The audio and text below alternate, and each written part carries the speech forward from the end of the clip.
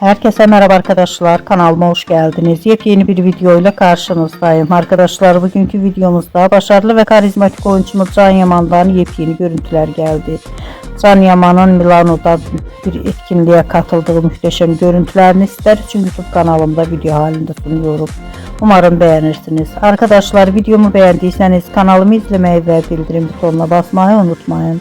Şimdilik benden bu kadar olsun. Yeni videomuzda görüşmek üzere. Hoşça kalın, sağlıklı kalın. Umarım videomu sona kadar izleyeceksiniz ve beğeneceksiniz. İyi seyirler.